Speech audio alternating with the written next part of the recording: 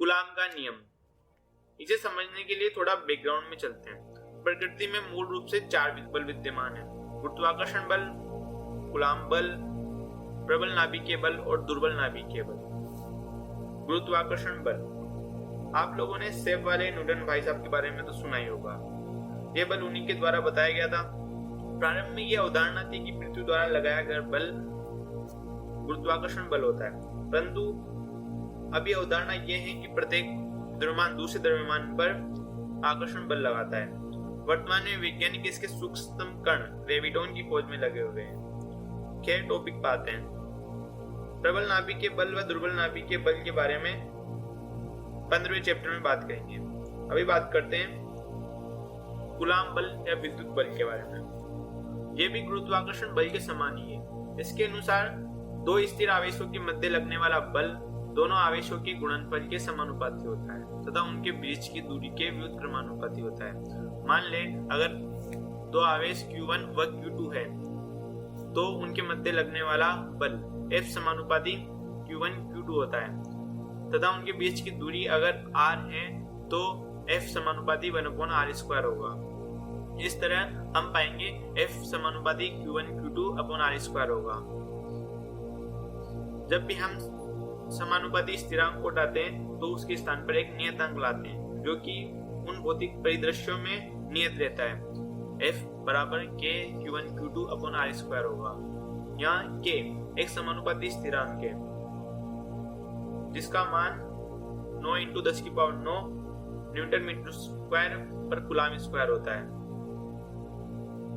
इसे इस प्रकार भी लिखा जा सकता है K बराबर 1/4πε0। ε0 निर्वात की विद्युतशीलता है। इसका मान 8.854 × 10⁻12 कूलाम स्क्वायर पर मीटर होता है। यदि निर्वात के स्थान पर माध्यम का उपयोग किया जाए तो F बराबर 4πε Q1 Q2r² लिखा जाएगा। अब बात करते हैं परावैद्युतांक के बारे में। कूलाम ने पाया कि माध्यम बदलने पर बल का मान बदल जाता है।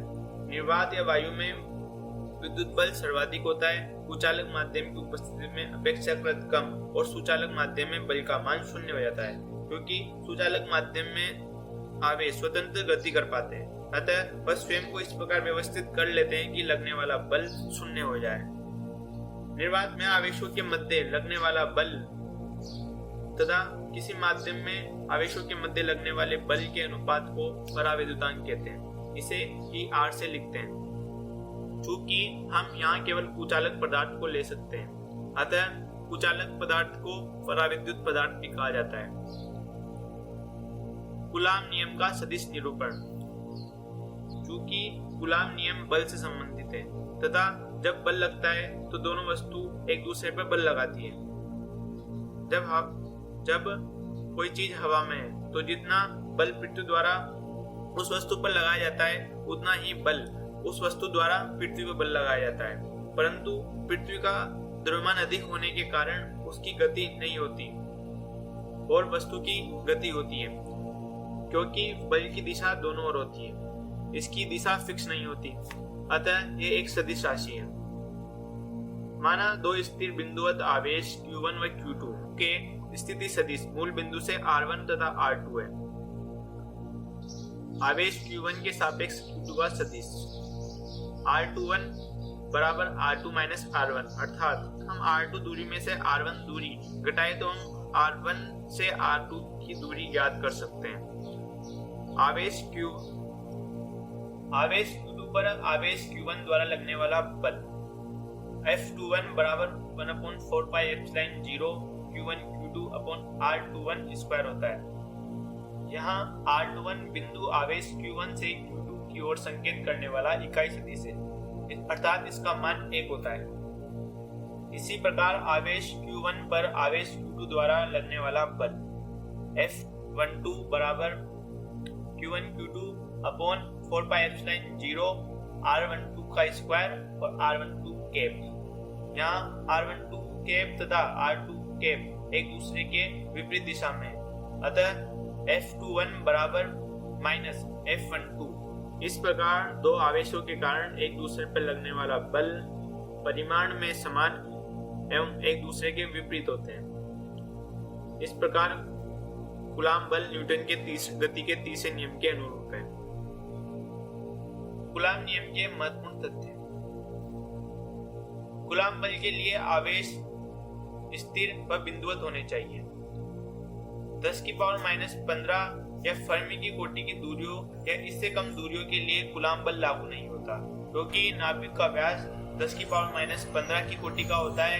इतनी कम दूरियों के लिए नाभिक के बल उपस्थित होते हैं। बहुल आवेशों के मध्य कूलाम बल व अध्यारोपण सिद्धांत। अभी तक हमने सिर्फ दो आवेशों की निकाय के लिए कूलाम बल की गणना की। यदि किसी निकाय में दो या दो से अधिक आवेश हो तो उनके मध्य लगने वाला बल अध्यारोपण सिद्धांत से ज्ञात किया जाता है। इसके बारे में पढ़ने से पहले एक कॉन्सेप्ट क्लियर करते हैं। किन्हीं भी दो आवेशों के मध्य लगने वाला कूलाम बल तीसरे आवेश से अप्रभावित रहता है। अर्थात यदि किसी निकाय में तीन आवेश हैं, Q1, Q2 and Q3, Q1 व Q2 के मध्य लगने वाला बल Q3 से अप्रभावित रहता है तथा Q2 तथा Q3 के मध्य लगने वाला बल Q1 से अप्रभावित रहता है। किसी निकाय का कुल आवेश अध्यारोपण सिद्धांत के आधार पर ज्ञात किया जाता है। इस सिद्धांत के अनुसार किसी स्थिर बिंदु पर आवेश पर अन्य स्थिर बिंदु आवेशों के कारण लगने वाला परिणामी बल उस आवेश पर अन्य प्रत्येक आवेश के कारण लगने वाले अलग अलग बलों के सदिश योग के बराबर होता है। अर्थात माना किसी निकाय में Q1, Q2, Q3 up to Qn आवेश है, जिनकी मूल बिंदु से दूरियां क्रमशः R1, R2, R3 up to Rn है। माना इस सिस्टम में Q0 एक स्थिर आवेश है। इसके सापेक्ष अन्य बिंदु आवेशों के कारण लगने वाला बल क्रमशः F01, F02, F03 up to F0n होगा। तब अध्यारोपण सिद्धांत से Q0 पर परिणामी बल F0 बराबर F01 plus F02 plus F03 up to F0n होगा। F01, F02, F03 और अन्य आवेशों को उनके विस्तार रूप में निम्न प्रकार लिखिए। यह चिन्ह संख्याओं के योग को दर्शाता है। इसे सम्मिश्रण का चिन्ह बोला जाता है।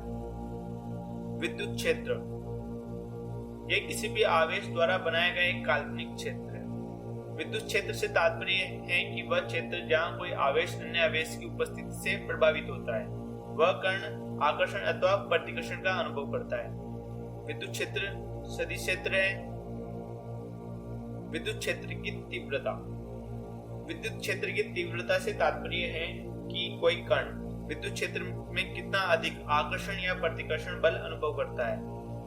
यह दूसरे आवेश के समानुपाती होता है तथा दूसरे आवेश से दूरी के वर्ग के व्युत्क्रमानुपाती होता है। अतः दोनों आवेशों के मध्य जितनी अधिक दूरी होगी उतनी ही विद्युत क्षेत्र की तीव्रता कम होगी। अर्थात E proportional to Q और E proportional to 1/r²। अर्थात E बराबर KQ/r², E बराबर F/Q0।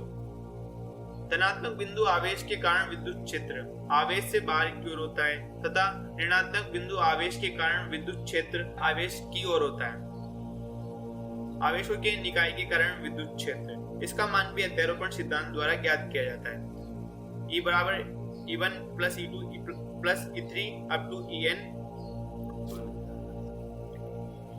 विद्युत क्षेत्र रेखाएं। विद्युत क्षेत्र रेखाएं किसी आवेश के चारों ओर विद्युत क्षेत्र का अनुमान लगाने के लिए कल्पना की गई रेखाएं हैं। ये रेखाएं विद्युत क्षेत्र के ग्राफीय निरूपण के लिए उपयोगी होती है। ये सीधी या वक्राकार हो सकती है। किसी वक्र पर बनाई गई स्पर्शिका विद्युत क्षेत्र की दिशा को दर्शाती है। विद्युत क्षेत्र रेखाओं के गुणधर्म। विद्युत क्षेत्र रेखाएं धनावेश से प्रारंभ होकर ऋणावेश पर समाप्त होती है। यदि आवेश एकल है तो अनंत से प्रारंभ अथवा अनंत पर समाप्त होती हुई प्रतीत होती है। ये धनावेश के कारण बाहर की ओर तथा ऋणावेश के कारण अंदर की ओर आती हुई प्रतीत होती है। विद्युत क्षेत्र रेखाओं की संख्या आवेश के परिमाण के समानुपाती होती है। जब क्षेत्र रेखाएं पास पास हो तो विद्युत क्षेत्र प्रबल तथा दूर दूर हो तो विद्युत क्षेत्र दुर्बल होता है।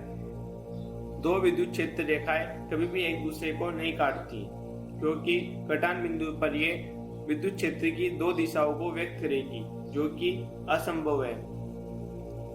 विद्युत क्षेत्र रेखाएं बंद लूप का निर्माण नहीं करती, अर्थात जिस बिंदु से आवेश शुरू होता है वहां पर समाप्त नहीं होता।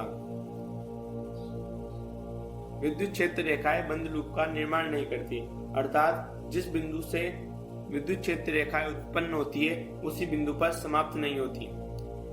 ये रेखाएं संकुचित होती है तो ये इनके मध्य की आकर्षण की प्रकृति को दर्शाता है, तथा यदि ये फैलने का प्रयास करती है तो ये इनके मध्य की प्रतिकर्षण की प्रकृति को दर्शाता है।